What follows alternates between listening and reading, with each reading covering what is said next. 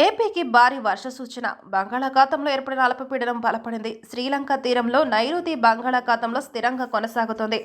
వచ్చి 24 గంటల్లో పశ్చిమ వాయువ్య దిశగా శ్రీలంక, తమిళనాడు తీరాల వైపు కదులుతూ కొనసాగే అవకాశం ఉంది. దీని ప్రభావంతో ఈరోజు ప్రకాశం, నెల్లూరు, తిరుపతి, చిత్తూరు, కర్నూలు, నంద్యాల, అనంతపురం, శ్రీ సత్యసాయి, కడప, అన్నమయ్య జిల్లాల్లో కొన్ని చోట్ల తేలికపాటి నుంచి మోస్తారు వర్షాలు పడే అవకాశం ఉంది. అల్పపీడన ప్రభావంతో రైతులు ఆందోళనతో గడుపుతున్నారు. రాష్ట్రంలో చాలా ప్రాంతాల్లో వరి కోతలు ముమ్మరంగా సాగుతున్నాయి. గత నెల చివరిలో ఫెంగల్ తుఫాను ప్రభావంతో ఈదురుగాలులు వీచాయి. వేలాది ఎకరాల్లో వరి నేల కొరిగింది. అయితే మధ్యలో మరో అల్పపీడన భయం గొలిపింది. అది మరొక ముందు ఇప్పుడు తాజా అల్పపీడనం మరింత ఆందోళనకు గురిచేస్తుంది.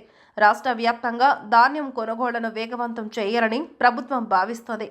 ఈ మేరకు పౌర సరఫరాల శాఖ మంత్రి నాదెండ్ల మనోహర్ యంత్రాంగానికి స్పష్టమైన ఆదేశాలు జారీ చేశారు. అయితే వర్షాల నేపథ్యంలో రైతులు ధాన్యాన్ని సంరక్షించుకునే పనిలో పడ్డారు. సురక్షిత ప్రాంతాలకు తరలిస్తున్నారు. ఇంకోవైపు కొనుగోలు కేంద్రాల్లో తేమ శాతం నిబంధనలు రైతులకు ఇబ్బంది పెడుతున్నాయి. రకరకాల కొర్రీలు పెడుతుండటంతో రైతులు ఇబ్బంది పడుతున్నారు. ఈ విషయంలో నిబంధనలు సరళాంతరం చేయాలని కోరుతున్నారు. మరోవైపు రాష్ట్ర వ్యాప్తంగా చలి తీవ్రత పెరుగుతుంది. ముఖ్యంగా ఏజెన్సీ ప్రాంతాల్లో చలి తీవ్రత అధికంగా ఉంది. విశాఖ, మన్యం ప్రాంతంలో ఉదయం 9 గంటల వరకు పొగమంచు పడుతూనే ఉంది. ఉదయం 10 గంటల తరువాతి గిరిజనులు బయటకు రావాల్సి వస్తుంది. చాలా ప్రాంతాల్లో ఉదయం వరకు పొగమంచు పడుతుండటంతో రోడ్డుపై రాకపోకలు సైతం నిలిచిపోతున్నాయి. వాహనదారులు అసౌకర్యానికి గురికాక తప్పడం లేదు. చలి తీవ్రత పెరగడంతో ప్రజలు అప్రమత్తంగా ఉండాలని వైద్య నిపుణులు సూచిస్తున్నారు. అత్యవసరమైతే తప్ప రాత్రి సమయాల్లో బయటకు రావద్దని చెప్పుకొస్తున్నారు.